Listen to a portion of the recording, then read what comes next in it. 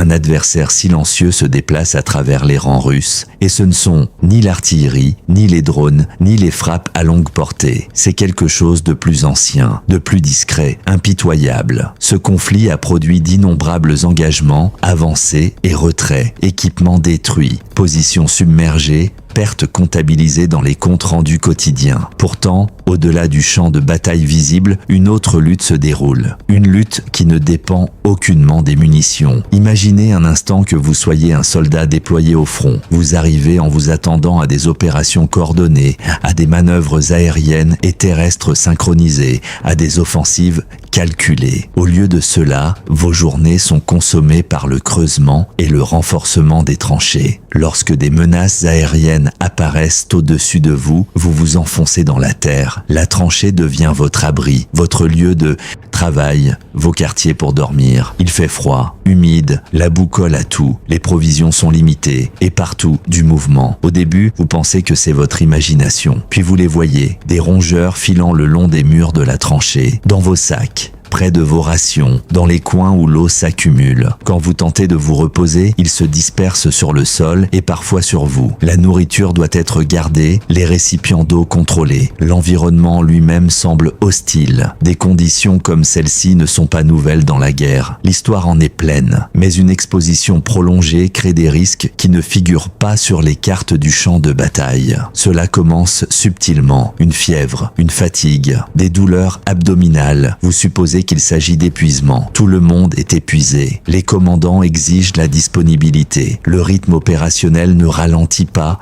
pour le moindre inconfort. Vous continuez à vous présenter pour le service, à participer à des actions défensives, à répondre aux frappes, à ajuster vos positions. Puis vos symptômes s'aggravent. Le personnel médical est surchargé. Les rotations sont irrégulières. Dans de nombreuses zones avancées, des examens complets n'ont tout simplement pas lieu. Les problèmes mineurs sont traités symptomatiquement, si tant est qu'ils le soient. Les affections graves peuvent passer inaperçues jusqu'à ce qu'elles obligent à un retrait vers des installations arrières. Selon des rapports du The Telegraph et des analyses de groupes de renseignement sanitaires tels qu'Airfinity, des cas de ce que l'on appelle communément la fièvre des souris ont été identifiés parmi le personnel russe. Le terme médical est fièvre hémorragique avec syndrome rénal ou FHSR, une maladie transmise non pas entre soldats mais par contact avec des excréments de rongeurs contaminés. Les symptômes peuvent être sévères, forte fièvre, complications internes,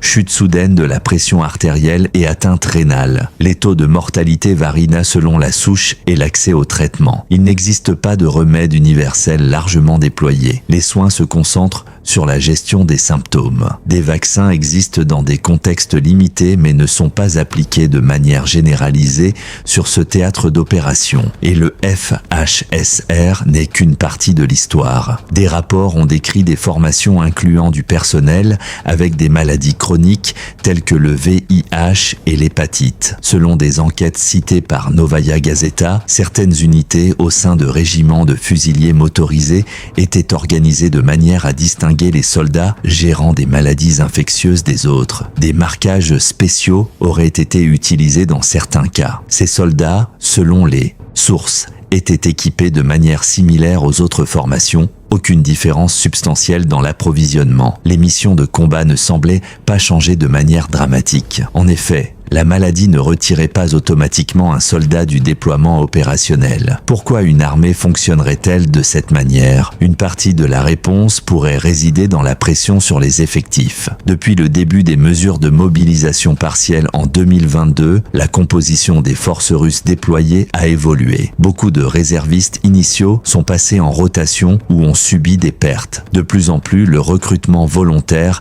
a comblé les vides. Les incitations financières ont attiré des individus de divers horizons, y compris ceux avec des conditions médicales préexistantes. Un rapport de la revue médicale The Lancet a noté une augmentation significative des cas de VIH au sein de l'environnement militaire par rapport au niveau pré-conflit. Les analystes ont pointé du doigt l'accès incohérent au traitement, les pénuries de fournitures et des pratiques médicales de terrain inadéquates comme facteurs contributifs. Dans les hôpitaux avancés surpeuplés, les priorités priorité sont les soins immédiats au traumatisme. Blessures par explosion, éclats d'obus, brûlures. La surveillance des maladies chroniques devient secondaire. Les fournitures médicales à usage unique peuvent être limitées. Les thérapies antivirales peuvent être interrompues lors des cycles de déploiement. Chaque interruption augmente le risque sanitaire, à la fois pour les individus et pour la disponibilité globale de la force. Et la disponibilité est cruciale. Un soldat aux prises avec une maladie non traitée est moins performant lors des engagements. Les temps de réaction ralentissent. L'endurance physique diminue. La récupération après de petites blessures devient plus compliquée. Dans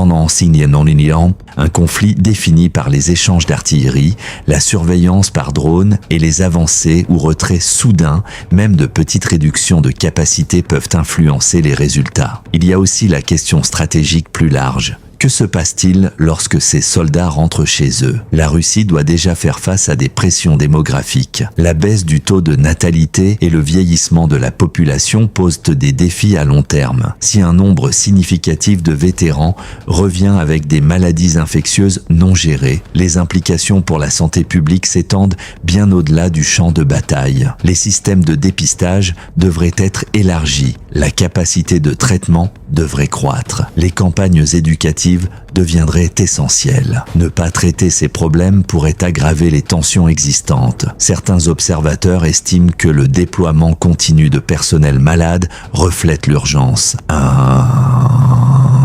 Effort pour maintenir les effectifs en première ligne, indépendamment des vulnérabilités sous-jacentes. D'autres l'interprètent comme un effondrement systémique de la logistique médicale. Quelle qu'en soit la cause, la maladie est devenue une variable sous-reportée dans cette guerre. Elle affecte le rythme opérationnel, elle influence le moral, elle complique la logistique et elle soulève des questions sur la durabilité. Pour les forces ukrainiennes, les menaces principales restent conventionnelles. Tirs d'artillerie, reconnaissance par drone, poussée blindée. Pourtant, les engagements rapprochés, opérations de nettoyage de tranchées, combats bâtiment par bâtiment, comportent des risques biologiques inhérents chaque fois qu'une maladie infectieuse est présente. Les services médicaux militaires de tous les côtés doivent prendre cette dimension en compte. Entre-temps, des médias indépendants comme Euronews ont évoqué la possibilité de nouvelles mesures de mobilisation si le recrutement ne répond pas à la demande. Des effectifs supplémentaires